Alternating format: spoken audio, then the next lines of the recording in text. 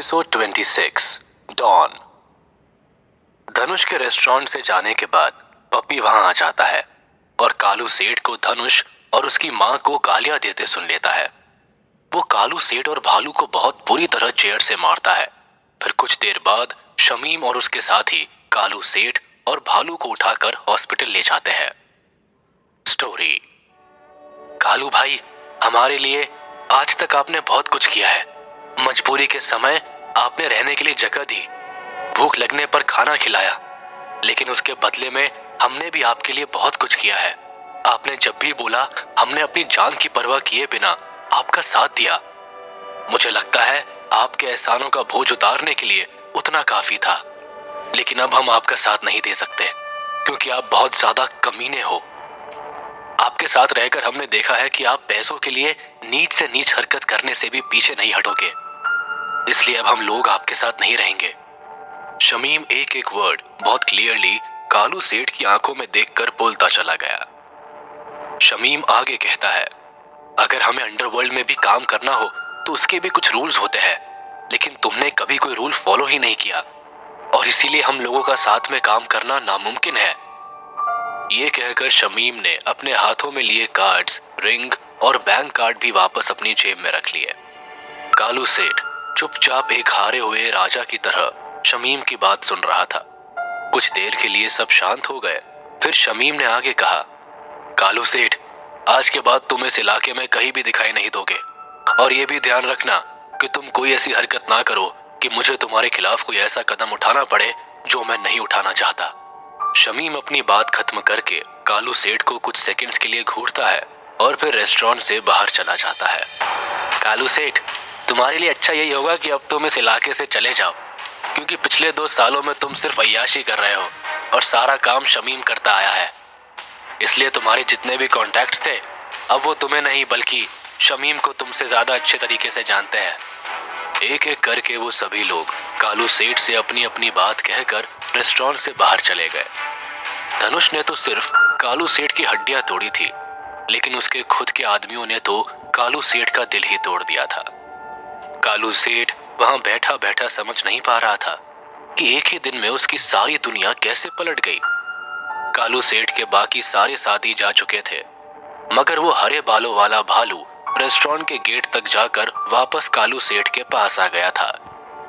Actually उसे मालूम ही नहीं था कि उसे करना क्या है, जाना कहाँ है। धनुष और उसकी माँ अपनी झुग्गी में बैठे हुए हैं। उनके पास पैसे कम होने की वजह से आरती ने एक छोटी सी झुग्गी किराए पर ली हुई थी। आरती बेड पर लेटी हुई है और धनुष वही कुछ काम कर रहा है। धनुष ने कई हजार साल इमॉर्टल वर्ल्ड में बिताए हैं, जहां उसने एक बहुत ही इजी लाइफ जी है, जहां उसके आसपास हमेशा बहुत सारे नौकर होते थे। सालों तक उसे खाने पीने की भी कोई प्रॉब्लम नहीं हुई। उसे घर की सफाई और दूसरे कामों की बिल्कुल भी आदत नहीं थी। लेकिन घर में काम करते करते धनुष कुछ ही देर में सब सीख गया और उसके फेस पर एक सैटिस्फैक्टरी स्माइल आ गई थी। धनुष का घर बहुत ही छोटा था। हॉल में एक फटा हुआ सोफा पड़ा हुआ था, छोटा सा किचन और छोटे छोटे बाथरूम, टॉयलेट और बेडरूम थे। सफाई करते हुए अचानक धनुष की नजर सोफे पर पड़े हुए तकिए और एक पुरानी रजाई पर गई, जिसे देखकर वो सडनली सैड हो गया था। घर इतना छोटा था कि उसमें सिर्फ एक ही बेडरूम था, जिसे उसकी माँ आरती ने धनुष के लिए ही छोड़ा हुआ था, और वो खुद हॉल में उसी फटे हुए सोफे के ऊपर सोती थी।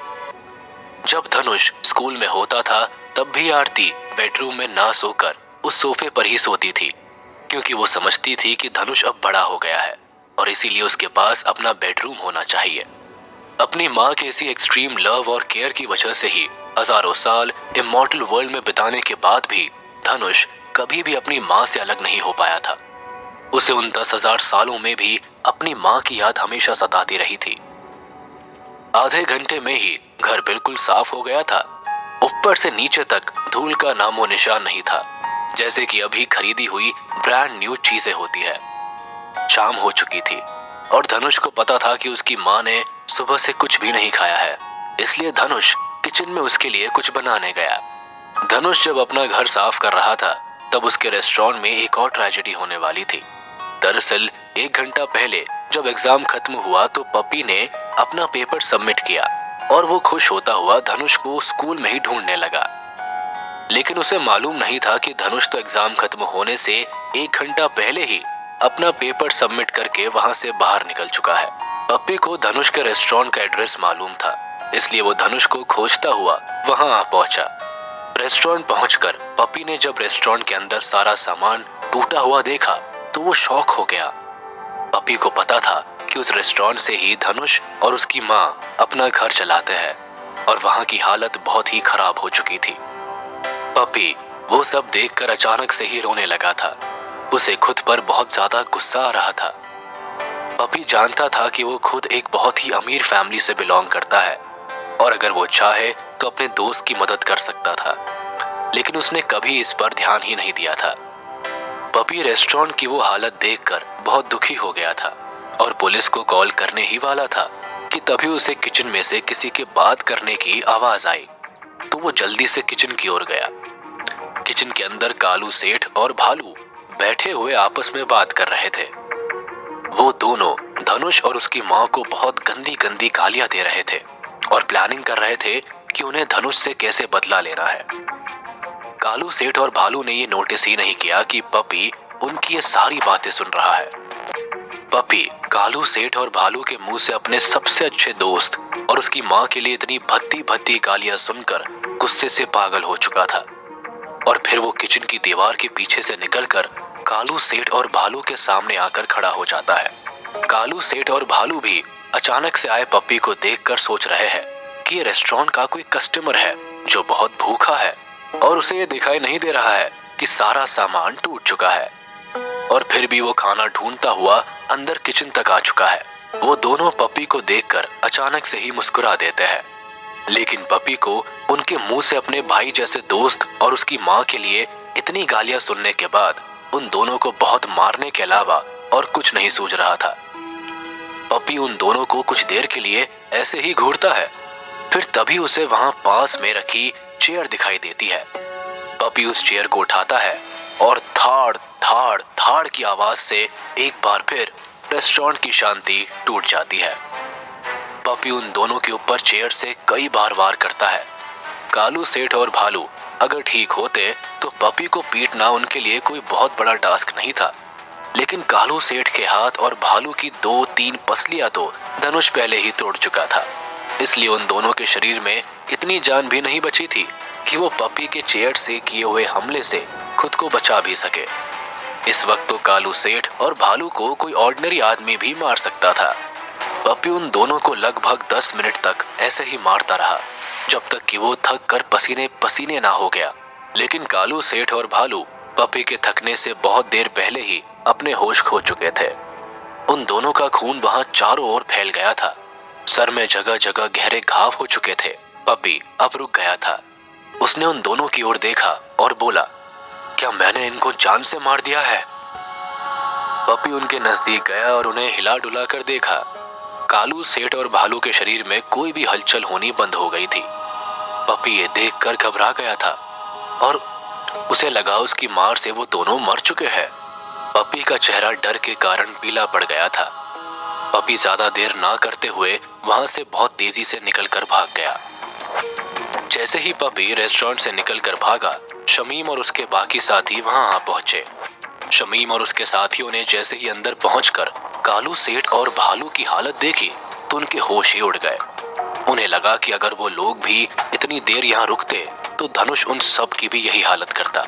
शमीम ने कालू सेठ और भालू को पास आकर देखा और फिर अपने बाकी साथियों की ओर देखकर बोला, जल्दी से इन्हें हॉस्पिटल लेकर चलो, इनकी सांसें अभी चल रही है। शमीम और उसके बाकी साथी कालू सेठ और भालू की हालत देखकर काफी दुखी हो गए थे। वो समझ नहीं पा रहे थे कि धनुष ने वापस आकर उन दोनों को इतनी बुरी तरह से क्यों मारा। वो लोग समझ गए थे कि अगर उन्हें वापस आने में थोड़ी सी भी देर हो जाती तो कालू सेठ और भालू मर चुके होते। शमीम कालू सेठ और भालू की ये हालत देखकर अंदर ही अंदर कांप रहा था। उसे धनुष का गुस्से में लाल चेहरा बार बार दिखाई दे रहा था। वो सब लोग एक दूसरे से कुछ कह नहीं रहे थे, पर सब जानते थे कि ये किसने किया है, लेकिन धनुष का नाम लेने से पांचों डर रहे थे। पपी रेस्टोरेंट के बाहर ही एक दीवार के पीछे छुप गया था। जब उसने देखा कि शमीम और उसके साथी अंदर जा रहे हैं, तो वो बाहर ही छुपा हुआ उन सब के बाहर आने का इंतजार करता रहा। और जब उसने कालू सेठ और भालू को हॉस्पिटल ले जाते हुए उसके साथियों की बातें सुनी कि उन दोनों की सांसें अभी तक चल रही है, तो पपी की जान में जान आई और फिर वो भी वहां से चला गया। लगभग 1 घंटे की मेहनत के बाद धनुष अपनी माँ के लिए कुछ खाना बना चुका था और इस दौरान वो 2 बार किचन का सामान लाने के लिए मार्केट भी गया था, बट फाइनली वो खाना बना चुका था। धनुष जब फर्स्ट टाइम मार्केट गया था तो उसने सिर्फ कुछ कॉमन वेजिटेबल्स ही खरीदे थे, लेकिन वापस आकर जब उसने अपनी माँ की हालत देखी तो उसे लगा कि नॉर्मल खाना खाने से उसकी माँ की तबीयत ठीक नहीं हो पाएगी। इसलिए वो दोबारा मार्केट गया और उनके लिए कुछ आयुर्वेदिक जड़ी बूटी भी लेकर आया। धनुष ने सारा खाना डाइनिंग टेबल पर लगा दिया था और उसने वो खाना टेस्ट भी करके देखा था कि कहीं उसके हाथ का बना खाना उसकी माँ खा ही ना पाए। जब खाने को टेस्ट करने के बाद धनुष सेटिस्फाई हो गया तो वो बेडरूम में अपनी माँ को जगाने के लिए गया। बेडरूम के बाहर धनुष अंदर घुसने से पहले अपनी माँ को सोते हुए देखकर कुछ देर के लिए वही रुक गया और उसकी ओर देखता ही रह गया। आरती छोटे बच्चों की तरह सिकुड़ कर सो रही थी, जैसे कई महीनों बाद उसे ऐसी चैन की नींद आई हो। धनुष की आंखों में अपनी माँ को ऐसे सोता देख आंसू आ गए थे। तभी आरती की अचानक से आंख खुल गई और उसने सरप्राइजिंगली खुद को बेडरूम और धनुष को वहां खड़ा हुआ देखा तो पूछा, मैं यहाँ कैसे आ गई धनुष? हम तो रेस्टोरेंट में थे ना? धनुष आगे बढ़ा और अपनी माँ के नजदीक आकर बैठ गया। उसने अपनी माँ के पैरों पर हाथ रखा और उससे कहा, माँ, तुम बहुत थक गई थी और फिर वहां अचानक से ही तुम्हें नींद आ गई थी। फिर धनुष आगे अपनी माँ से कहता है, माँ, रेस्टोरेंट का इशू सॉल्व हो गया है, अब तुम्हें चिंता करने की कोई जरूरत नहीं है। मैंने कालू सेठ और उसके आदमियों से बात कर ली है। उन्होंने मुझसे वादा किया है कि वो हमें फिर से परेशान नहीं करेंगे और हमारा रेस्टोरेंट भी रेनोवेट करवा देंगे। धनुष ने अपनी माँ के पूछने का इंतजार किए बिना ही उसे सारी बात बता दी ताकि वो रेस्टोरेंट में हुए झगड़े को लेकर ज्यादा परेशान ना हो। क्या हॉस्पिटल में कालू सेठ और भालू की हालत देखकर पुलिस धनुष को पकड़ लेगी? क्या पपी धनुष को बताएगा कि उसने कालू सेठ और भालू की हालत की है?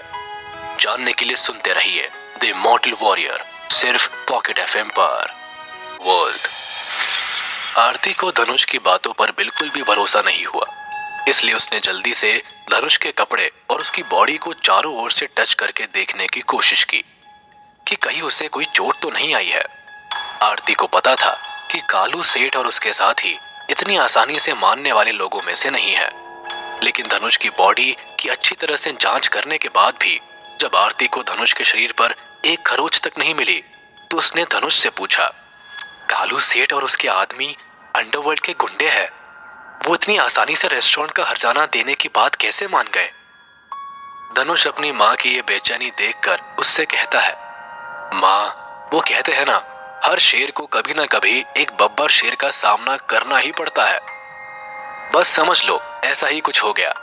वो लोग मुझे ऐसे ही बस एक छोटा बच्चा समझ रहे थे, लेकिन जैसे ही मैंने उन्हें बताया कि मेरी जान पहचान लेडी ऑफिसर क्रांति सिंह से है, तो वो लोग तो ऐसे घबरा गए जैसे किसी चूहे ने रास्ते से गुजरते हुए बिल्ली को देख लिया हो।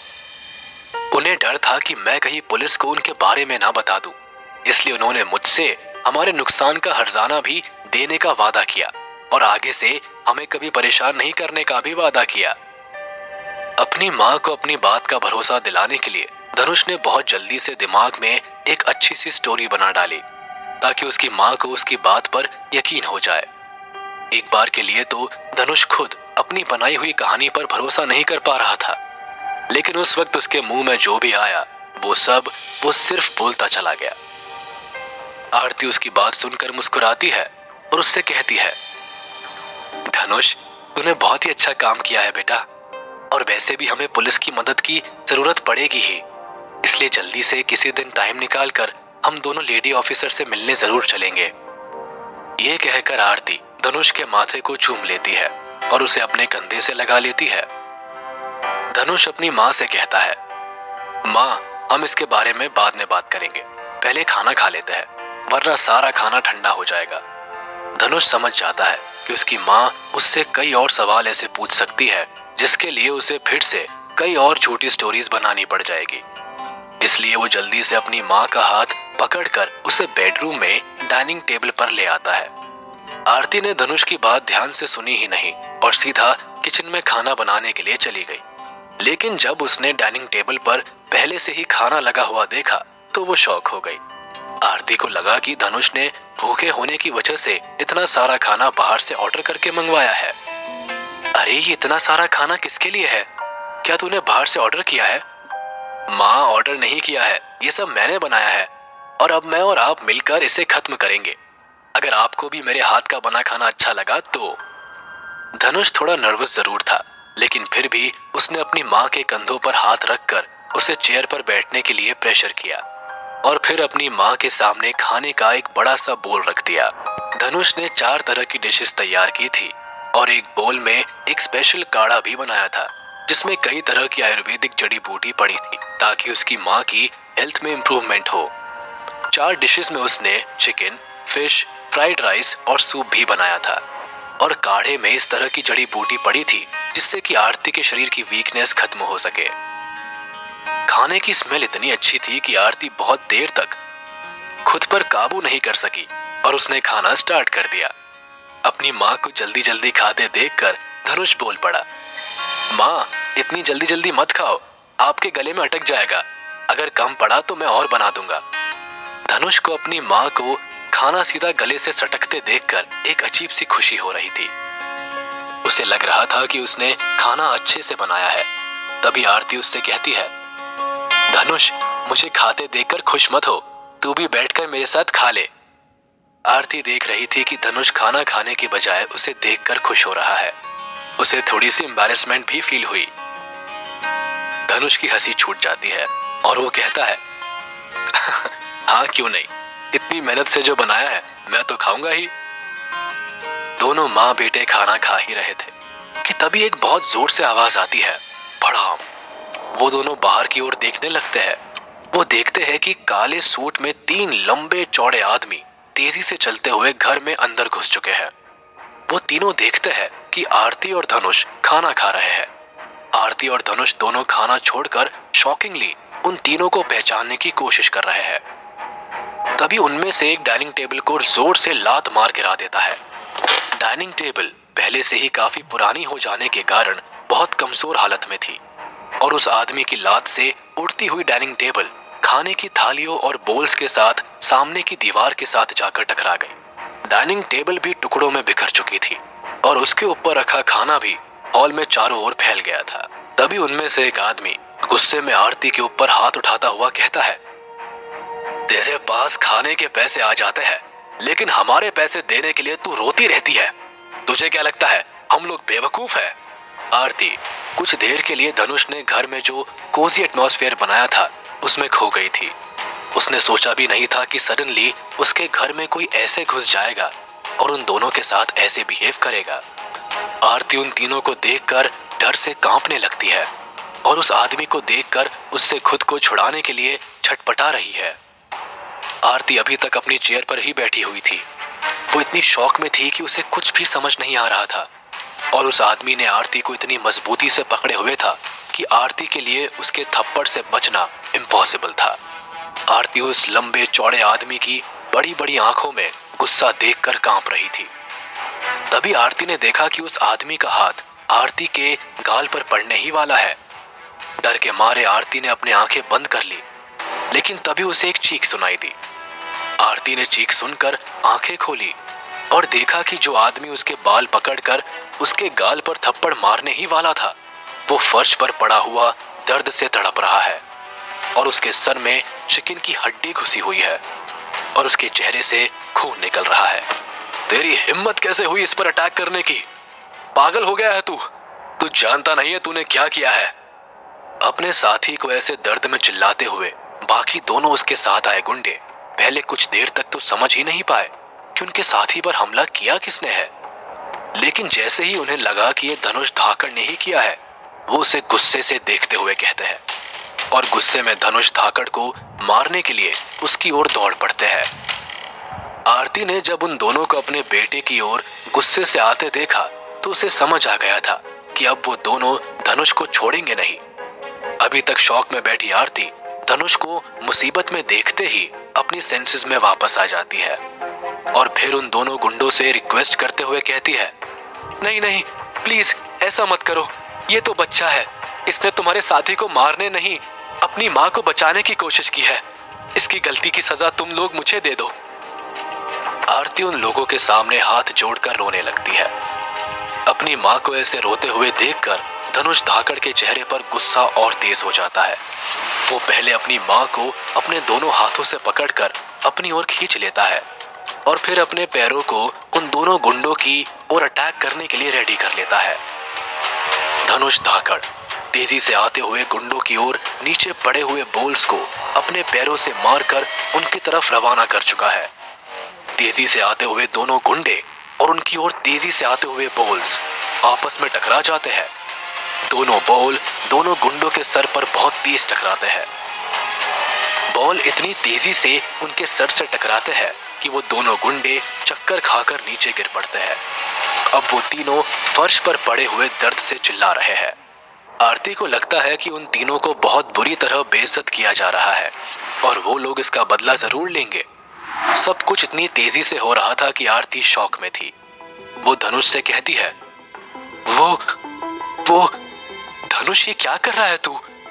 धनुष धाकड़ अपनी माँ को ऐसे शौक में देखकर उसकी हथेली पर चूंटी काटकर उससे कहता है, माँ तुम चिंता मत करो, शांत हो जाओ, मुझे इन लोगों को हैंडल करने दो। चूंटी काटकर धनुष धाकड़ अपनी माँ का ध्यान भटकाना चाहता था, लेकिन इस बार उसने अपनी माँ को सुलाया नहीं। धनुष धाकड़ अपनी माँ को ऐसे डरा हुआ नहीं देखना चाहता था, इसलिए वो उसे अपनी पावर दिखाना चाहता था ताकि उसकी माँ को अपने बेटे के ऊपर भरोसा हो और वो आगे से ऐसे लोगों से डरना बंद कर दे। फिर उसने अपनी माँ को वही आराम से बैठे रहने का इशारा किया और तीनों गुंडों के नजदीक गया और तीनों के पास जाकर कहा, जहां तक मुझे याद है मेरी माँ तुम लोगों के पैसे इंटरेस्ट के साथ दे चुकी है, फिर भी तुम लोग हमें परेशान करने क्यों आए हो? धनुष धाकड़ उन तीनों को पहले भी अपने रेस्टोरेंट में देख चुका था और उसे पता था कि उसकी माँ ने उन लोगों को पैसे दे दिए हैं। जब आरती ने रेस्टोरेंट ओपन किया था तो उसे सबसे पैसे लेने के बाद भी 50,000 रुपए की जरूरत थी, इसलिए उसने एक छोटी फाइनेंस कंपनी से वो 50,000 रुपए लोन पर लिए थे। आरती ने सोचा था कि रेस्टोरेंट में मेहनत करके सबके पैसे चुका देगी, लेकिन ये स्मॉल फाइनेंस कंपनी एक फ्रॉड कंपनी थी। उन्होंने लोन लेने के कुछ ही महीनों के बाद जो कॉन्ट्रैक्ट 3.5% का था उस पर इंटरेस्ट रेट बढ़ाकर 8% कर दिया था, इसलिए आरती को हर महीने की लोन इंस्टॉलमेंट पहले से ज्यादा चुकानी पड़ रही थी।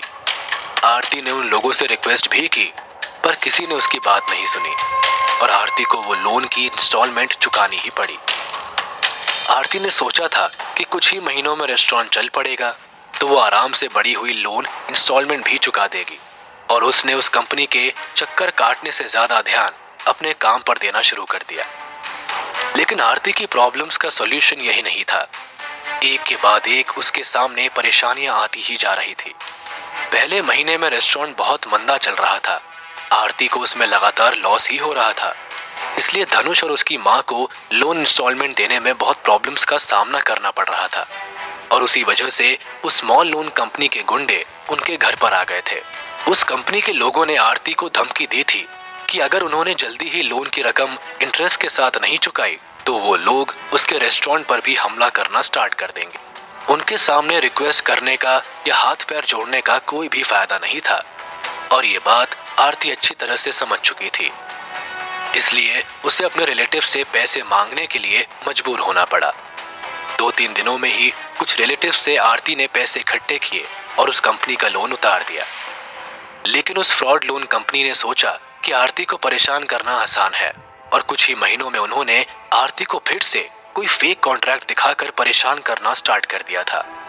उन लोगों ने आरती को पुलिस की धमकी देकर डरा रखा था, इसलिए आरती किसी तरह पैसों का इंतजाम करके उस फ्रॉड कंपनी के मैनेजर्स को देती रही, जबकि रेस्टोरेंट में उसे इतना प्रॉफिट भी नहीं हो पा रहा था।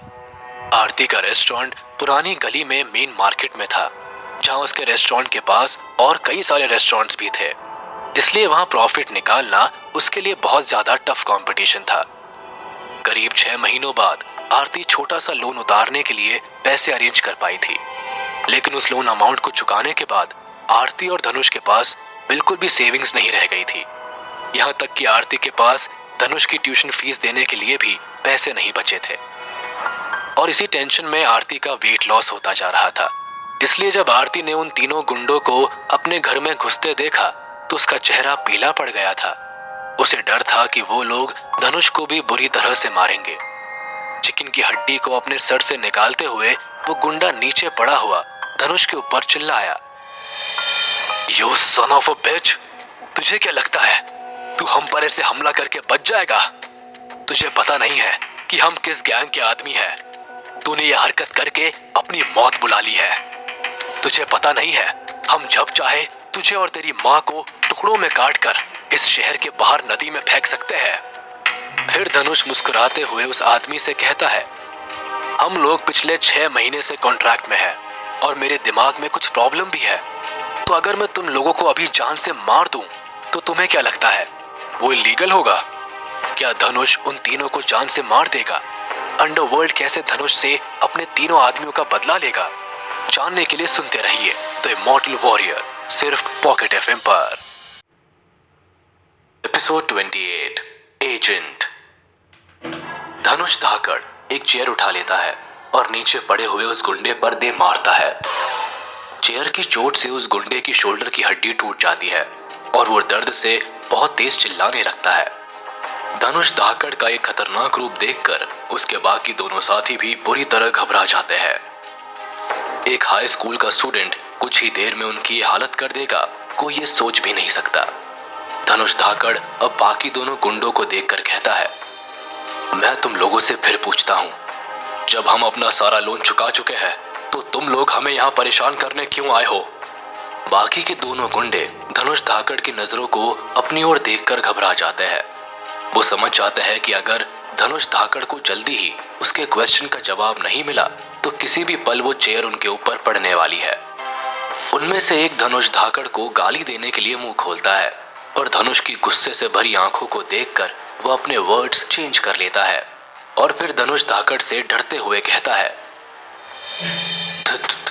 "धनुष, तुमने अपना लोन पे तो कर दिया था, पर लास्ट मंथ तुम्हारे नाम पर एक और 50,000 का लोन ट्रांसफर हुआ है। इसलिए हमारी कंपनी के पास तुम्हारे नाम से एक लोन अब भी पेंडिंग है और हम लोग उसी की रिकवरी के लिए आए हैं।" आरती उस आदमी की बात सुनकर समझ जाती है कि वो लोन किसने ट्रांसफर किया है और वो लोन रिकवरी एजेंट उसके बारे में नहीं जानता, इसलिए ठीक से एक्सप्लेन नहीं कर पा रहा था। तब आरती धनुष से कहती है, "धनुष, वो जरूर तेरे मामा से लिए हुए पैसे होंगे। जब मेरे पास रेस्टोरेंट के लिए पैसे कम थे तो मैंने तेरे मामा से 50,000 रुपए उधार लिए थे और मुझे लगता है कि उसने हमसे बदला लेने के लिए ये लोन प्राइवेट कंपनी को ट्रांसफर कर दिया, जो कि इन्हीं लोगों की कंपनी है।" अपनी माँ की बात सुनकर धनुष चुप हो जाता है और उसके दिमाग में शमीम और लल्लू की कही हुई बात घूमने लगती है, जिन्होंने धनुष को बताया था कि उसे और उसकी माँ को परेशान करने के लिए जिस सनग्लासेस वाले आदमी ने पैसे दिए थे वो उसके मामा की कंपनी का ही आदमी था। धनुष को ये बात नहीं समझ आ रही है कि उसका मामा उन लोगों के साथ इतना बुरा बिहेवियर कैसे कर सकता है, जबकि वो तो एक ही परिवार के हैं। धनुष फ्रस्ट्रेशन में अपनी माँ की ओर मुड़ता है और उससे पूछता है, "माँ, तुमने ये बात मुझे पहले क्यों नहीं बताई?" आरती धनुष की ओर बड़े दुखी मन से आती है और उसके बालों में हाथ फिराकर वापस मुड़ जाती है। इतने में ही धनुष को अपनी बात का जवाब मिल जाता है, क्योंकि उसकी माँ कभी भी उसे रेस्टोरेंट में होने वाली फ्रस्ट्रेशन और जो लोग उसे पैसों के लिए परेशान करते थे उनके बारे में नहीं बताती थी, क्योंकि इससे धनुष की पढ़ाई पर भी बुरा असर पड़ेगा और वो अननेसेसरीली परेशान होगा। कुछ देर के लिए धनुष धाकड़ को अपने ऊपर बहुत गुस्सा आता है, क्योंकि अगर वो पहले ही अपनी माँ को अपनी स्ट्रेंथ के बारे में बता देता तो उसकी माँ उसके ऊपर भरोसा करके उसे अपनी प्रॉब्लम के बारे में जरूर बताती और फिर वो उसकी हेल्प कर पाता। धनुष ये सब सोचकर परेशान हो ही रहा था कि तभी उसके कानों में एक जानी पहचानी आवाज सुनाई पड़ती है। इस कार्ड में 50,000 रुपए है, वो ले लो और फिर कभी धनुष और आंटी को परेशान मत करना। और अगर तुमने फिर कभी इन्हें परेशान करने की कोशिश की तो तुम लोग इस कंपनी में नहीं रह पाओगे। पप्पी वहां पहुंच जाता है और अपना कार्ड निकालकर उस लोन एजेंट के हाथ में दे देता है। धनुष अचानक से आए अपने दोस्त पप्पी को देखकर शॉक हो जाता है, क्योंकि धनुष ने कभी भी पप्पी के सामने अपनी गरीबी के बारे में नहीं बताया था। वो नहीं चाहता था कि पप्पी उसकी कोई भी मदद करे।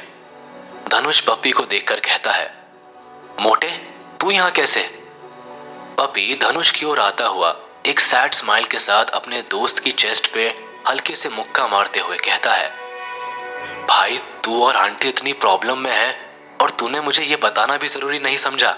इसका मतलब तू मुझे अपना भाई मानता ही नहीं है। धनुष के पास पप्पी की बात का कोई जवाब नहीं है। वो उसे हंसकर गले से लगाता है और फिर अपनी माँ को पप्पी के बारे में बताता है, जो अभी तक पप्पी को वहां देखकर यही सोच रही थी कि ये कौन है जिसने अनजान लोगों को 50,000 रुपए यूं ही दे दिए। धनुष अपनी माँ से कहता है, माँ ये मेरा स्कूल का सबसे अच्छा दोस्त है पप्पी। जब मेरा ट्रांसफर सेक्शन ई में हो गया था तो ये भी सेक्शन ए छोड़कर मेरे साथ सेक्शन ई में ही आ गया, ताकि हम दोनों हमेशा साथ रह सके। आरती एक्साइटेडली पप्पी के सर पर हाथ फेराकर उसे ग्रीट करती है और कहती है, ओह तुम धनुष की क्लास में हो, वेलकम टू होम बेटा। पर आरती की चेहरे की स्माइल वहां खड़े उन तीनों गुंडे को देखते ही गायब हो जाती है और उसके मुंह पर फिर से एक उदासी लौट आती है।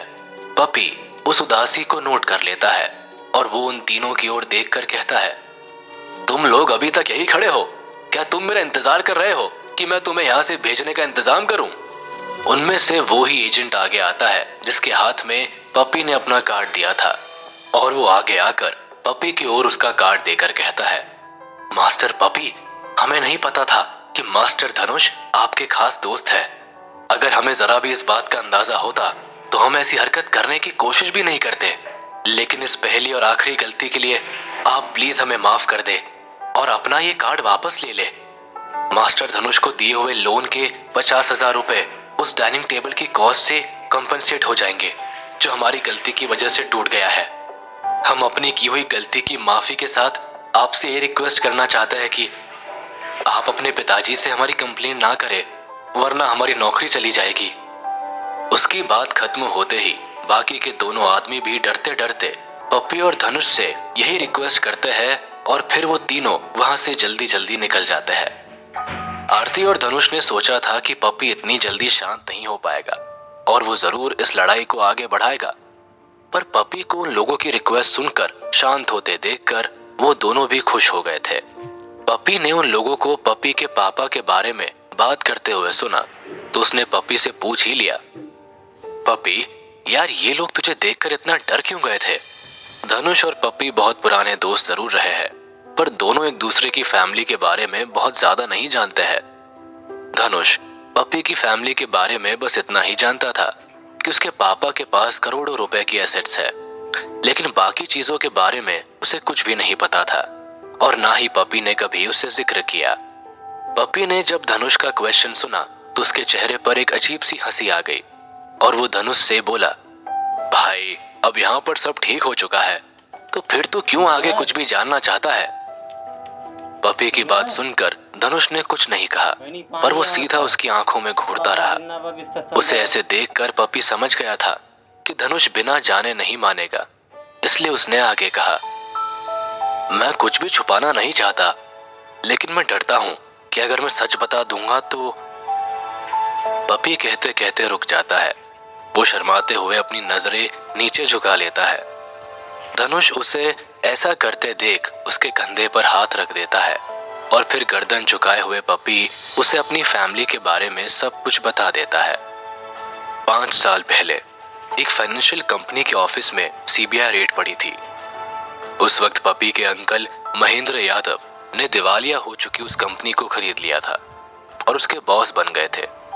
लेकिन पप्पी के अंकल एक लेजी और बहुत ही ज्यादा इररिस्पॉन्सिबल किस्म के इंसान थे और इसी वजह से उन्होंने कंपनी के पुराने स्टाफ को चेंज करने के बजाय पुराने स्टाफ को ही कंपनी को रन करने के लिए रख लिया। पप्पी के अंकल को बिजनेस की बहुत ज्यादा समझ नहीं थी और उस वजह से कंपनी में इंटरनल कॉन्फ्लिक्ट बढ़ते चले गए, जिससे कि कंपनी फिर से लॉस में चली गई। फिर पप्पी के फादर ने उस कंपनी को सपोर्ट किया था, लेकिन उसके बाद भी कंपनी के मेस को खत्म होने में काफी समय लग गया था। पप्पी ने धनुष को बताया कि वो लोग जो यहाँ आए थे, ये लोग उसके अंकल की कंपनी से ही थे। पप्पी अपने अंकल से मिलने कई बार ऑफिस में आता जाता रहा है, इसी वजह से उसे कंपनी के सभी एम्प्लॉइज बहुत अच्छी तरह से जानते हैं। जब धनुष ने पप्पी के मुंह से ये सुना कि जिस फाइनेंशियल कंपनी की वजह से वो और उसकी माँ पिछले 6 महीनों से रात दिन परेशान है, उसके मालिक पप्पी के पापा ही है, तो वो बहुत दुखी हो गया। उसके मुंह से जैसे खून की उल्टी होने को थी। धनुष को समझ ही नहीं आ रहा था कि वो पप्पी से क्या कहे। आरती भी पप्पी की बात सुनकर शॉक हो गई थी। एक ही पल में पप्पी को लेकर आरती के मन में भी मिक्स फीलिंग्स आ रही थी, लेकिन फिर भी आरती ने खुद के इमोशंस को कंट्रोल करके पप्पी को प्यार से बैठाया और उसे चाय पीने के लिए दी, और फिर वो घर साफ करने में बिजी हो गई। पप्पी समझ चुका था कि धनुष का दिल उसकी बात सुनकर टूट गया है और वो उससे कुछ कह भी नहीं पा रहा है। इसलिए पप्पी ने फिर से हिम्मत जुटाकर धनुष से कहा, धनुष मेरे भाई, मुझे मालूम है कि तू मुझसे बहुत नाराज है, लेकिन मेरे मम्मी और पापा के डिवोर्स के बाद से मैंने उस कंपनी में जाना बिल्कुल बंद कर दिया था, वरना ये केस 6 महीने पहले ही क्लोज हो गया होता। धनुष समझ जाता है कि इस मैटर में पप्पी की कोई गलती नहीं है, मगर वो ऐसे चुप बैठेगा तो पप्पी को बहुत बुरा लगेगा और वो फिर उससे कभी नजरें भी नहीं मिला पाएगा। इसलिए धनुष अपने आप को संभालता है और पप्पी से कहता है, इस पे तेरा कोई दोष नहीं है पप्पी, इसलिए तुझे खुद को ब्लेम करने की कोई भी जरूरत नहीं है। धनुष मुस्कुराकर पप्पी के कंधे पर हाथ रखते हुए उससे आगे पूछता है, वैसे तू मुझे एक बात बता, मैंने तो कभी अपने घर का एड्रेस तुझे दिया ही नहीं, फिर तू यहाँ तक कैसे पहुंचा? पप्पी उस टॉपिक को चेंज करते हुए धनुष से पूछता है, भाई मैंने देखा कि उन गुंडों ने तेरे रेस्टोरेंट में बहुत तोड़फोड़ की है, क्या तू इसे डील कर पाएगा या मैं कुछ करूं?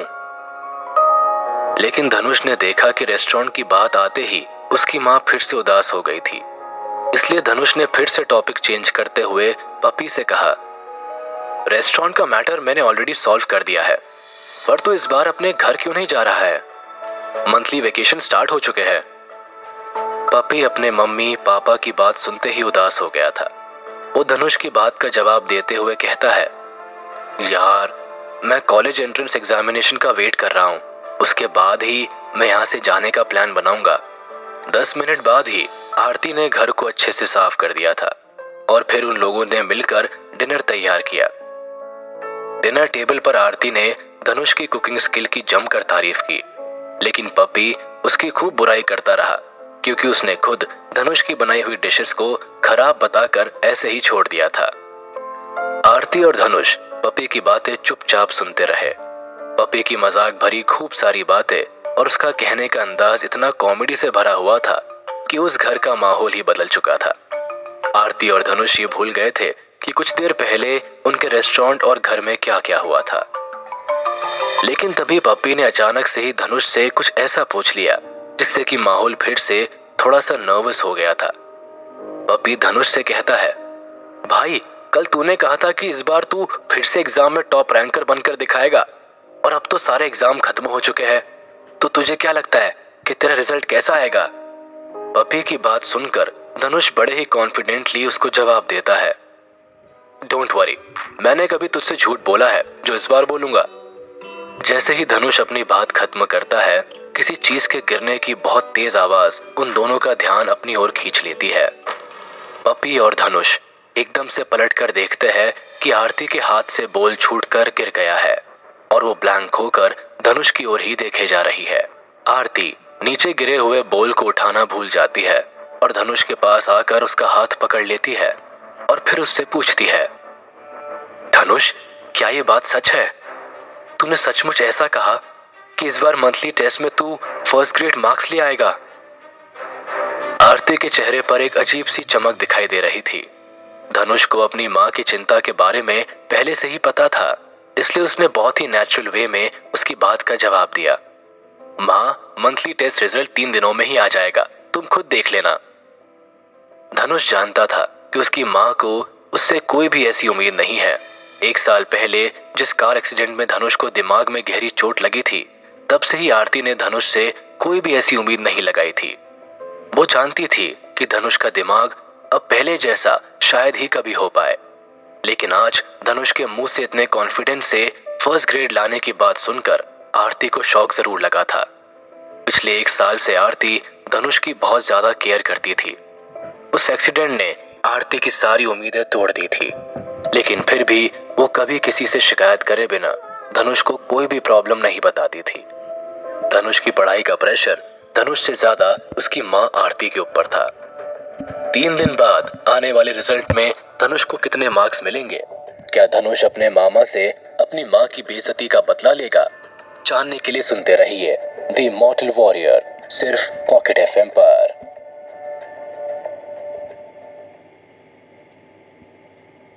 एपिसोड 29, पैसा। धनुष की कार एक्सीडेंट के बाद से जो हालत हो गई थी, उसके बाद से ही आरती ने सोच लिया था कि अब उसका दिमाग पहले की तरह शार्प होना इम्पॉसिबल है। लेकिन आरती ने कभी भी अपने बेटे को इस बात के लिए प्रेशर नहीं डाला। हालांकि वो अंदर ही अंदर से अपनी और अपने बेटे की किस्मत समझकर बिना किसी से शिकायत किए धनुष की आगे की जिंदगी के लिए मेहनत करती रही। पर देखा जाए तो धनुष की दिमागी हालत का सबसे ज्यादा खामियाजा आरती ही तो उठा रही थी। पहले हस्बैंड की सडन डेथ और फिर इकलौते बेटे की ऐसी हालत से भी आरती ने कभी हार नहीं मानी थी। लेकिन आज जब धनुष ने कॉन्फिडेंस से मंथली टेस्ट में अच्छे मार्क्स लाने की बात कही तो आरती को जैसे कोई बहुत पहले खोई हुई चीज मिल गई हो, जिसे पता नहीं वो कब से ढूंढ रही थी। आरती धनुष से कहती है, तो तुम्हें बस 1 ही महीने में अपनी पुरानी ग्रेड्स वापस मिल जाएंगी? आरती एक्साइटेड होकर धनुष से पूछती है। धनुष एक कॉन्फिडेंट एटीट्यूड के साथ आरती को जवाब देता है, हाँ, तो वो तो उन्हें वापस करना ही पड़ेगा। वैसे आप किसके बेटे के बारे में बात कर रही हो माँ? धनुष स्माइल करता हुआ कॉलर ऊपर चढ़ाकर अपनी माँ से कहता है। आरती की आंखों से आंसुओं की धार निकलकर उसके गालों पर आ जाती है और चेहरे पर मुस्कुराहट लिए वो उन आंसुओं को साफ करते हुए कहती है, शुक्र है भगवान का, मुझे पता था एक बार तेरी तबीयत में सुधार होते ही तेरी पढ़ाई भी ठीक होने लगेगी और फिर तू फिर से स्कूल में अच्छे मार्क्स लाना शुरू कर देगा। पपी उन दोनों की ओर देखकर इमोशनल हो गया था। वो कुछ कहना चाह रहा था, पर सडनली उसके फेस पर एक अजीब सी टेंशन आ गई थी। उस पूरे महीने पपी ने भी अपने आप को पूरी तरह पढ़ाई में झोंक दिया था। पपी अच्छे से जानता था कि स्कूल एग्जाम्स में अपनी ग्रेड्स इंप्रूव करना कितना मुश्किल काम है। एक बार को पपी का दिल किया कि आरती को उन डिफिकल्टीज के बारे में बताए जो एक स्टूडेंट को अपनी ग्रेड्स बॉटम से टॉप लेवल इंप्रूव करने के लिए फेस करनी पड़ती है। वो चाहता था कि उस मेहनत और मेंटल बैलेंस के बारे में आरती से बात करे, लेकिन जब उसने देखा कि आरती अपने बेटे के मुंह से ग्रेड्स इंप्रूव होने की बात सुनकर कितनी खुश है, तो उसने चुप रहना ही ठीक समझा। उसे उन दोनों माँ बेटे के प्यार को देखकर खुशी तो हो ही रही थी, लेकिन कहीं ना कहीं थोड़ी जलन भी जरूर हो रही थी। आरती कितना अपने बेटे धनुष की केयर और उसकी पढ़ाई को लेकर टेंशन में रहती है, वो सब पपी को उसकी अपनी जिंदगी में ना मिल पाने से वो थोड़ा उदास जरूर हो रहा था। अचानक से ही पपी को वो इंसिडेंट याद आ गया जब उसकी माँ घर छोड़कर चली गई थी। उस दिन को याद करते ही पपी की आंखें नम हो गई थी। स्टार सिटी हाई स्कूल के स्टूडेंट्स जहां अपने 2 दिन के वेकेशन को पूरी तरह एंजॉय करने में बिजी थे, वही हाई स्कूल के टीचर्स स्टूडेंट के एग्जाम पेपर को चेक करने में अपनी छुट्टियां गवा रहे थे। और ये बात उन्हें खुशी भी दे रही थी, तो कहीं ना कहीं थोड़ा परेशान भी जरूर कर रही थी। टीचर्स दुखी थे क्योंकि जो वक्त उन्हें अपनी फैमिली के साथ स्पेंड करना था, उनका वो कीमती वक्त स्टूडेंट्स के एग्जाम पेपर्स को चेक करने में बीत रहा था। और वो खुश ये देखकर हो रहे थे कि उनके कई स्टूडेंट्स इस बार एग्जाम में अच्छे मार्क्स ला रहे थे। केशव के इंग्लिश टेस्ट के रिजल्ट आ गए हैं, उसे 128 पॉइंट्स मिले हैं और इन्हें मिलाकर उसका टोटल स्कोर 633 पॉइंट्स हो गया है। तिवारी जी बधाई हो। पिछले 2 महीनों से उस बच्चे ने जो मेहनत की है, फाइनली उसका रिजल्ट सामने आ गया है। केशव को सिंघानिया यूनिवर्सिटी में जरूर एडमिशन मिल जाएगा। सेक्शन ए के English teacher mister Madhav Chopra section A के main teacher mister Prabhakar Tiwari को उनकी क्लास के स्टूडेंट केशव के इंग्लिश के टेस्ट रिजल्ट तिवारी जी को देते हुए बड़ी खुशी खुशी उन्हें बता रहे हैं। स्टाफ रूम में बैठे हुए बाकी सभी टीचर्स ने जब सुना कि प्रभाकर तिवारी की क्लास के स्टूडेंट केशव ने इंग्लिश में 128 पॉइंट्स लेकर अपना स्कोर 633 पॉइंट्स कर लिया है, तो वो जलन के मारे तिवारी जी को घूर घूर कर देखने लगे और फिर सभी उसी जलन भरी नजरों से तिवारी जी के पास जाकर उन्हें कांग्रेचुलेट करने का दिखावा तो उन्हें मजबूरी में करना ही था। तभी उनमें से एक स्टाफ टीचर कहता है, अरे मेरे सेक्शन में भी मनीष के 610 पॉइंट्स हो गए हैं, मुझे लगता है वो इस बार भी दूसरे नंबर पर ही अटक जाएगा। उसके जवाब में दूसरा स्टाफ टीचर कहता है, निर्मल जी आपको इतना दुखी होने की जरूरत नहीं है, मेरी क्लास के तो सबसे इंटेलिजेंट स्टूडेंट के सिर्फ 598 पॉइंट्स बने हैं। मुझे नहीं लगता कि मेरी क्लास का कोई भी स्टूडेंट टॉप 10 में भी आ पाएगा। निर्मल जी उसकी बात का जवाब देते हुए कहते हैं, मुझे लगता है इस बार मंथली टेस्ट पहले से बहुत ज्यादा डिफिकल्ट भी बनाया गया था। लग रहा था जैसे कॉलेज एंट्रेंस एग्जामिनेशन के क्वेश्चंस इसमें डाल दिए गए हो। जिन भी स्टूडेंट्स के 550 पॉइंट्स तक मार्क्स है उन्हें अच्छी यूनिवर्सिटी में आसानी से एडमिशन मिल जाएगा। उस पूरे दिन स्कूल के टीचर्स अपने पिछले साल के टॉप स्टूडेंट्स के मार्क्स इस साल के स्टूडेंट्स के एग्जाम पेपर पर चेकिंग के दौरान डालते रहे और स्टूडेंट्स की परफॉर्मेंस के बारे में डिस्कस करते रहे। लेकिन उन्हें इस बार के मंथली टेस्ट की डिफिकल्टीज के बारे में भी बहुत अच्छे से मालूम था। सभी टेस्ट पेपर्स को मार्क कर लिया गया था और 27 स्टूडेंट्स ऐसे थे जिन्हें 550 या उससे ऊपर पॉइंट्स मिले थे और उन 27 स्टूडेंट्स में से 12 स्टूडेंट्स सेक्शन ए के स्टूडेंट्स थे जो तकरीबन टॉप स्टूडेंट्स के नंबर्स में आधे थे। और इसी वजह से टीचर प्रभाकर तिवारी अपने अलग ही एटीट्यूड में स्कूल में घूम रहे थे और बाकी के टीचर्स उनसे काफी जलन तो महसूस कर रहे थे, पर सभी उन्हें कांग्रेचुलेट करना नहीं भूले थे। सभी टीचर्स स्टाफ रूम में बैठे अपनी अपनी क्लास के स्टूडेंट्स का रिजल्ट डिस्कस करने में लगे हुए थे। तभी सभी का ध्यान अपनी ओर खींचते हुए टीचर प्रभाकर तिवारी एक तेज आवाज में कहते हैं, यहाँ सभी को मेरी और टीचर रोहिणी पांडे की शर्त तो याद ही होगी। ये बात कहते हुए टीचर प्रभाकर तिवारी के चेहरे पर घमंड की अजीब सी चमक अलग ही दिखाई दे रही थी। उनके चेहरे और एक्सप्रेशंस को देखकर ऐसा लग रहा था जैसे उन्होंने टीचर रोहिणी पांडे से कोई पर्सनल जंग जीत ली हो। स्टाफ रूम में बैठे बाकी टीचर्स अपना अपना डिस्कशन छोड़कर उन्हीं की ओर देखने लगे थे। कुछ देर के लिए पूरे स्टाफ रूम में शांति हो गई थी। उनमें से किसी भी टीचर ने आज से पहले किसी टीचर को ऐसे एटीट्यूड में नहीं देखा था। फिर बारी बारी से जैसे सभी टीचर्स ने एक दूसरे को आंखों ही आंखों में कोई इशारा किया हो और वो सब के सब कोई ना कोई बहाना बनाकर वहां से निकलना शुरू हो गए। अरे यार, मेरी बीवी को पता नहीं क्या हो गया है, अब तक 50 मिस कॉल्स कर चुकी है। मुझे लगता है अगर अब मैं थोड़ी देर भी यहाँ बैठा तो मुझे घर पर खाना ही नहीं मिलेगा। तो आप सबको आज की bye bye, see you guys tomorrow. फिर दूसरे टीचर्स भी ऐसे ही कुछ बहाना मारते हैं। ओ हाँ, आज तो सचमुच बहुत लेट हो गया है, मेरे घर में भी महाभारत हो जाएगी अगर अभी यहाँ से नहीं निकला तो। वो उठे ही थे कि तभी एक और टीचर को घर की याद आ जाती है और वो कहते हैं, आज तकरीबन 20 बच्चों के एग्जाम्स चेक कर लिए हैं, बाकी के एग्जाम पेपर्स कल चेक करूंगा। अभी तो बैठे बैठे मेरी कमर में भी दर्द होने लगा है। आप लोग तो जानते ही है मुझे इतनी देर कुर्सी पर बैठने की आदत नहीं है। चलिए कल मिलते हैं। टीचर प्रभाकर तिवारी का वो घमंड देखकर उन सभी टीचर्स को बिल्कुल भी अच्छा नहीं लगा और इसीलिए वो सभी कोई ना कोई बहाने से स्कूल से जाने लगे थे। अब स्टाफ रूम में बस प्रभाकर तिवारी और टीचर रोहिणी पांडे ही रह गए थे। सभी टीचर्स को ऐसे बहाने बनाकर जाते हुए देखकर टीचर प्रभाकर तिवारी को अपनी बहुत बेइज्जती महसूस हो रही थी और उनका घमंडी एटीट्यूड में बना फेस अचानक से एक बड़ी एम्बैरेसमेंट में चेंज हो गया था। टीचर रोहिणी पांडे प्रभाकर तिवारी को बहुत अच्छे से जानती थी और उनकी इस हालत को देखकर वो तिवारी जी से हंसते हुए बोली, क्यों तिवारी जी, क्या आप अभी धनुष के एग्जाम पेपर को मेरे साथ बैठकर डिस्कस करना चाहते हैं? रोहिणी पांडे की वो स्माइल प्रभाकर तिवारी के गुस्से को और भड़काती चली गई और वो गुस्से में हकलाते हुए कहने लगे, you you. Teacher Prabhakar Tiwari अपनी उंगली को रोहिणी पांडे के चेहरे की ओर करते हुए इससे आगे कुछ भी कह नहीं पा रहे थे और कुछ देर कोशिश करने के बाद वो गुस्से में अपनी चेयर को पैरों से धक्का मारते हुए स्टाफ रूम के गेट को जोर से पटक कर वहां से चले गए। पिछले 2 दिन धनुष की लाइफ के सबसे अच्छे समय में गुजारे हुए दिन थे। धनुष ने ना तो अपनी साधना ही की थी और ना ही अपनी पढ़ाई को लेकर वो किसी टेंशन में था।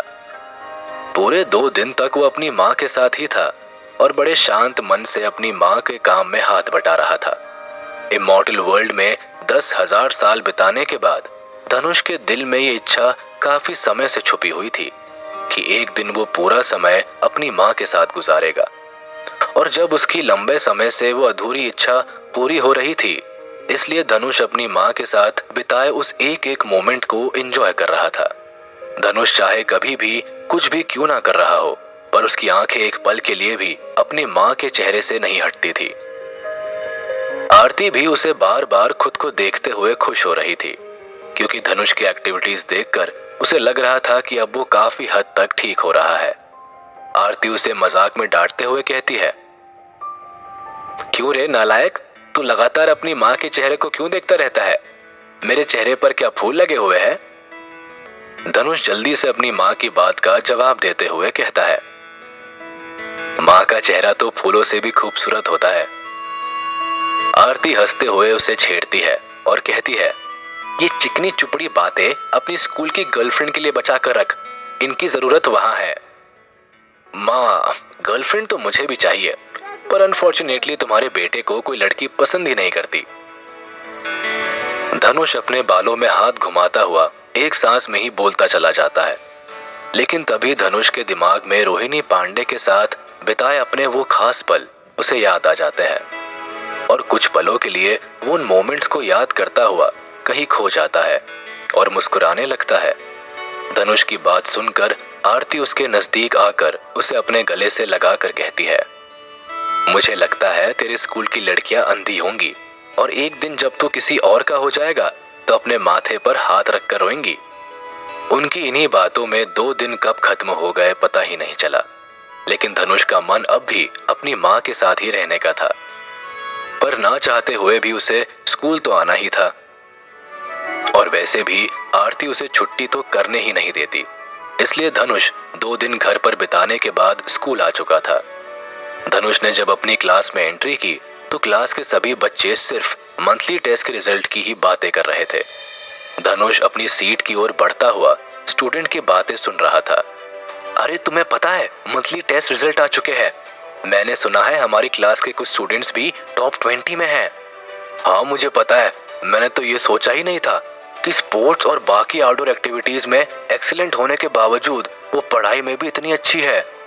मुझे तो सच में नेहा पहले से भी ज्यादा अच्छी लगने लगी है यार। लास्ट टाइम नेहा माथुर के बस 400 पॉइंट्स थे और यकीन नहीं आता कि इस बार उसने 100 पॉइंट्स इंक्रीज कर लिए हैं। धनुष क्लास के स्टूडेंट्स की बातें सुनता हुआ अपनी सीट तक पहुंच चुका था। उसके दिमाग में मंथली टेस्ट रिजल्ट नहीं, बल्कि वो पैसे कमाने के नए नए तरीके ढूंढने में लगा हुआ था।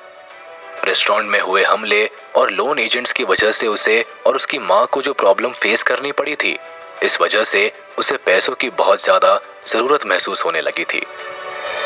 धनुष जानता था कि अगर उसके पास heavenly art of cosmic genesis यानी यूनिवर्स फॉर्मेशन एनर्जी की वो स्पिरिचुअल पावर ना होती तो कालू सेठ और उसके आदमी उसे और उसकी माँ को जिंदा नहीं छोड़ते, और उसके बाद उस लोन फाइनेंस कंपनी के रिकवरी एजेंट्स भी उसे और उसकी माँ को कितनी बुरी तरह से मारते। धनुष उस बेइज्जती और हमले के कॉन्सिक्वेंसेस के बारे में सोच सोच कर ही घबरा रहा था। धनुष धाकड़ के अंदर वो पावर सिर्फ और सिर्फ इसीलिए आई थी क्योंकि धनुष ने अपनी साधना से यूनिवर्स फॉर्मेशन की उस स्पिरिचुअल एनर्जी को अपने अंदर इग्नाइट कर लिया था, जिसकी वजह से उसकी बॉडी में कुछ एक्स्ट्रा ऑर्डिनरी ट्रांसफॉर्मेशन हो गए थे। उन एक्स्ट्रा ऑर्डिनरी ट्रांसफॉर्मेशंस के कारण ही वो बड़े से बड़े हमले का सामना कर सकता था और खुद को उनसे डिफेंड करने की पावर भी रखता था। लेकिन स्पिरिचुअल एनर्जी को एक्टिव करने की साधना को करने के कुछ साइड इफेक्ट्स भी थे, जिनकी वजह से धनुष ने इस महीने इस साधना को प्रैक्टिस नहीं किया था। बजाय इसके वो किसी और टेक्निक को ढूंढने में लगा हुआ था, जिससे कि वो यूनिवर्स फॉर्मेशन की स्पिरिचुअल एनर्जी को अपने अंदर एक्टिव कर सके। लगातार 1 महीने तक धनुष ने बहुत ही मार्शल स्किल्स और टेक्निक्स उस स्पिरिचुअल एनर्जी को एक्टिव करने के लिए ट्राई भी की, पर इमॉर्टल वर्ल्ड की उन सभी टेक्निक्स के लिए हेवन एनर्जी और धरती की स्पिरिचुअल एनर्जी की जरूरत थी, जो धरती पर मिल पाना असंभव था। नेक्स्ट चैप्टर, क्या धनुष स्पिरिचुअल एनर्जी को एक्टिव करने की न्यू टेक्निक ढूंढ पाएगा? क्या टीचर रोहिणी पांडे प्रभाकर तिवारी से लगाई हुई शर्त हार चुकी है? जानने के लिए सुनते रहिए द इमॉर्टल वॉरियर, सिर्फ पॉकेट एफएम पर।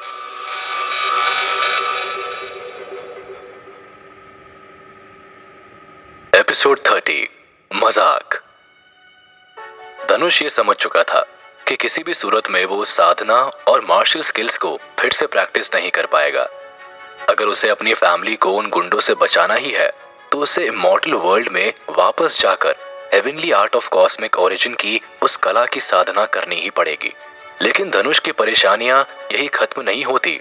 दरअसल heavenly art of cosmic origin की साधना करने के लिए धनुष को अपने शरीर को पूरी तरह से शुद्ध करना ही पड़ेगा, और जब तक उसके शरीर की शुद्धि नहीं हो जाती, धनुष उस साधना की शुरुआत भी नहीं कर सकता।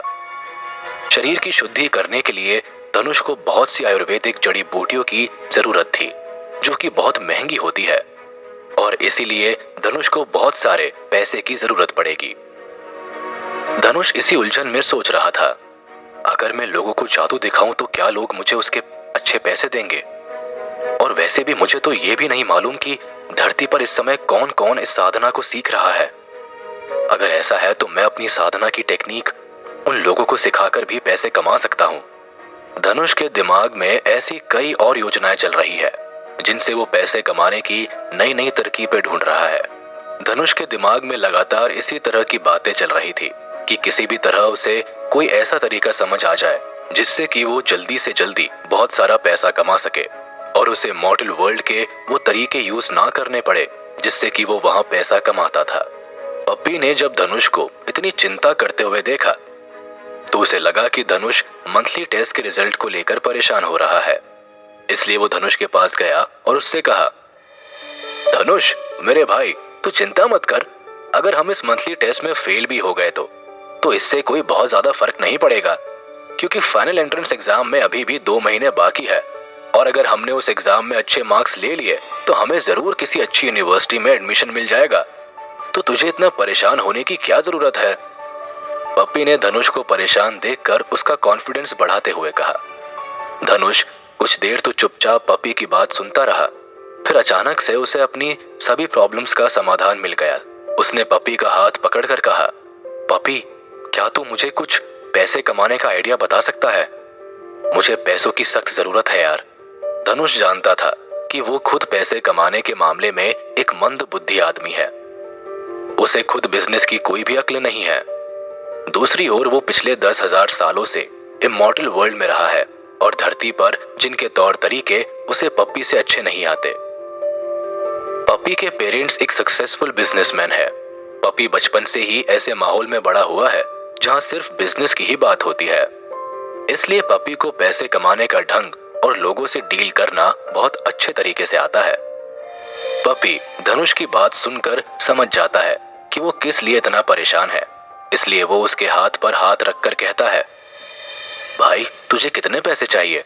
मैं तुझे दे सकता हूँ। धनुष को लगता है कि पप्पी शायद उसकी बात का गलत मतलब निकाल रहा है, इसलिए वो उसे समझाते हुए कहता है, भाई मैं किसी से पैसे उधार नहीं लेना चाहता, मैं पैसे कमाने की बात कर रहा हूँ, और मुझे इसी में तेरी मदद चाहिए। मुझे कोई भी ऐसा तरीका बता जिससे कि मैं बहुत जल्दी बहुत अच्छा पैसा कमा सकूं। पप्पी धनुष की बात सुनकर सरप्राइज हो जाता है, और कुछ देर तक उसे अपनी छोटी छोटी आंखों से घूरकर देखने के बाद अचानक ही बहुत जोर जोर से ठहाके मार मार कर हंसते हुए वो धनुष से कहता है, अरे मेरे भाई, अगर तुझे बहुत जल्दी और बिना किसी मेहनत के बहुत ज्यादा पैसा चाहिए तो फिर तो तुझे कोई बैंक लूट लेना चाहिए या फिर किसी सुनार की दुकान में डाका मारना चाहिए। इसमें कोई भी इन्वेस्टमेंट नहीं लगेगा और ज्यादा समय तक तुझे इंतजार भी नहीं करना पड़ेगा। धनुष पपी की बात सुनकर और उसकी वो तेज तेज हंसी के ठहाके सुनकर थोड़ा गुस्से में आ जाता है, पर फिर खुद को संभाले हुए पपी के कंधे पर हाथ मारकर उससे कहता है, अबे यार तू मेरी मजाक मत उड़ा। तुझे नहीं पता मैं इस वक्त कितना सीरियस हूँ। मुझे जल्दी से जल्दी ऐसा कोई तरीका ढूंढना ही पड़ेगा जिससे मैं पैसा कमा सकूं और अपनी मम्मी की भी मदद कर सकूं, और इसलिए मैं तुझसे ये सलाह मांग रहा हूँ। पपी फिर अपने मजाकिया अंदाज में ही धनुष को जवाब देता है, अबे यार अब अगर तू बैंक नहीं लूटना चाहता तो फिर लॉटरी का टिकट खरीद ले। मौका लग गया तो एक ही टिकट में तेरी सारी दिक्कतें दूर हो जाएंगी। एक ही रात में करोड़पति बनने का इससे अच्छा तरीका नहीं है। हाँ, लेकिन इसमें तेरी किस्मत जरूर अच्छी होनी चाहिए। पप्पी यही नहीं रुकता, वो एक और तरीका धनुष को बताता है। हाँ, एक और तरीका है जो पैसे कमाने का बहुत ही शानदार और कानूनी जरिया है, और वो है शेयर मार्केट। लेकिन इसमें इन्वेस्टमेंट करने के लिए शुरुआत में तुझे बहुत सारा पैसा चाहिए और इसकी पढ़ाई भी करनी पड़ती है, जिसमें बहुत ज्यादा मेहनत और टाइम लगता है। इसलिए मुझे नहीं लगता वो तू कर पाएगा। धनुष पप्पी के तरीके और उसके मजाकिया अंदाज से इरिटेट हो ही रहा था कि तभी उसे किसी और की आवाज सुनाई देती है, और जिस आवाज से शर्तिया ही बहुत नफरत करता था। और वो आवाज थी उसके कजिन ब्रदर अन्नू की, जो पप्पी और धनुष की बातों को वही कुछ दूर खड़ा हुआ सुन रहा था। और फिर उनके पास आकर अन्नू कहता है, धनुष अगर तुम बहुत जल्द बहुत अच्छा पैसा कमाना चाहते हो तो फाइनल एंट्रेंस एग्जाम में टॉप रैंक लाकर ही कमा सकते हो। इससे अच्छा और शॉर्ट तरीका कोई और नहीं है जल्दी से जल्दी पैसा कमाने का। और टॉप रैंक से मेरा मतलब स्टार सिटी हाई स्कूल में टॉप करना नहीं, बल्कि पूरे डिस्ट्रिक्ट में टॉप करने से है।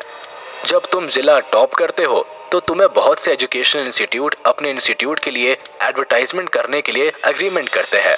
और यही नहीं, जिला टॉप करने वाले स्टूडेंट को सरकार और स्कूल की ओर से भी काफी बड़ा कैश प्राइज और भी कई इनाम मिलते हैं।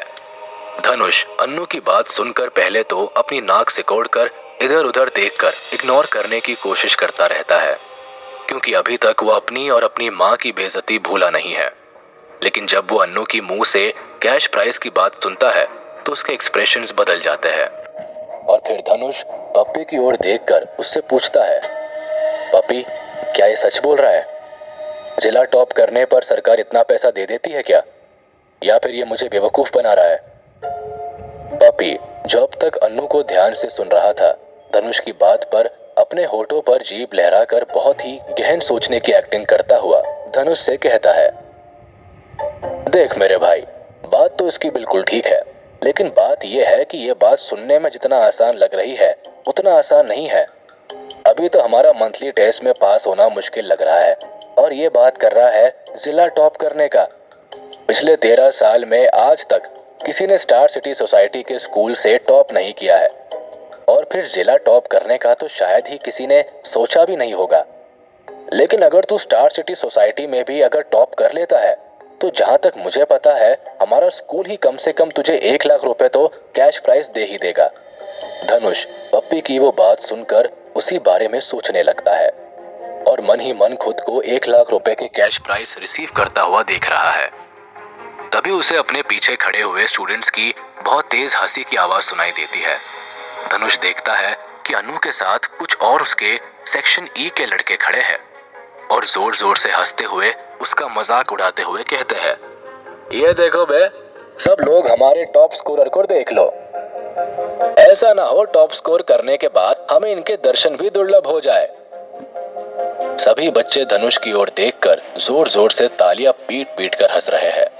फिर एक और स्टूडेंट कहता है, अरे भाई स्कूल टॉपर नहीं, धनुष तो जिला टॉप करेगा।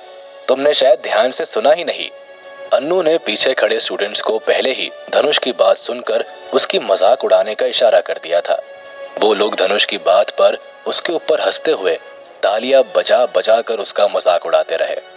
पप्पी उन सभी लोगों को हंसते देखकर गुस्से से भर चुका था, काफी एम्बैरेसमेंट फील कर रहा था। नेहा माथुर जो उन सभी से थोड़ा दूर थी, मगर वो भी अन्नू की इस हरकत पर गुस्से में थी। शांत था तो सिर्फ धनुष, जिसे शायद उनमें से किसी की भी कही हुई बात का कोई फर्क ही नहीं पड़ रहा था। धनुष अपनी जगह से 1 इंच भी इधर उधर नहीं हिला था, बल्कि उसके दिमाग में तो कोई और ही खिचड़ी पक रही थी। धनुष के एक्सप्रेशन से ऐसा बिल्कुल नहीं लगा कि जिसका मजाक इतनी बुरी तरह से वो लोग उड़ा रहे हैं वो खुद धनुष ही है। पेट पकड़कर हंसता हुआ अनु कुछ देर में अपनी हंसी रोकते हुए कहता है, यार धनुष, मैथ्स और इंग्लिश एग्जाम के रिजल्ट्स तो वैसे भी आउट हो चुके हैं। कितने मार्क्स मिले हैं तुझे? बतख का अंडा या फिर मुर्गे का अंडा? धनुष अनु की बात सुनकर चौंक जाता है और कहता है, क्या एग्जाम रिजल्ट्स आ चुके हैं? मगर मुझे तो किसी ने बताया ही नहीं। धनुष को यह मालूम ही नहीं था कि सभी स्टूडेंट्स के एग्जाम पेपर्स उनकी सीट पर रखे हुए हैं। धनुष जब से स्कूल में आया था तब से पैसे कमाने के बारे में ही सोच रहा था। उसने इस बात पर बिल्कुल भी ध्यान ही नहीं दिया था कि उसकी क्लास के स्टूडेंट्स आपस में मैथ्स और इंग्लिश के मार्क्स की बात कर रहे हैं। मैथ्स और इंग्लिश के एग्जाम पेपर एडवांस में चेक करके सभी स्टूडेंट्स के पास आ चुके हैं। धनुष दौड़ता हुआ क्लास के अंदर जाकर अपनी सीट के पास देखता है, पर उसे अपने टेस्ट पेपर्स कहीं भी दिखाई नहीं देते। तब वो पपी से पूछता है, पपी, मेरे पेपर्स कहाँ हैं? तूने देखे क्या मेरे एग्जाम पेपर्स? मुझे लगा शायद तूने मेरे एग्जाम पेपर्स रिसीव नहीं कर लिए। पपी भी धनुष की बात सुनकर सरप्राइज है। वो कहता है, नहीं यार, मुझे तो लगा था कि तुझे तेरे पेपर्स मिल गए हैं और इसीलिए तू इतना टेंशन में है।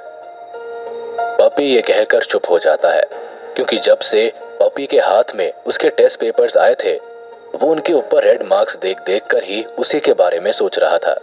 इसलिए उसने ध्यान ही नहीं दिया कि धनुष ने अपने एग्जाम पेपर्स देखे भी या नहीं। लेकिन जितना पपी धनुष के बारे में जानता था वो ये समझ गया था कि जरूर धनुष ने अपने एग्जाम रिजल्ट नहीं देखे होंगे। इसलिए पपी खुद भी धनुष के एग्जाम पेपर्स को लेकर टेंशन में आ गया था। अनु ने जब पपी और धनुष को ऐसे टेंशन में पेपर्स को ढूंढते हुए देखा तो वो फिर से जोर जोर से हंसने लगा और उनसे कहने लगा, अरे वाह भाई वाह, मान गया तुम लोगों को।